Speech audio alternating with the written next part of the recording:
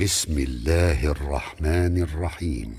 إذا زلزلت الأرض زلزالها وأخرجت الأرض أثقالها وقال الإنسان ما لها يومئذ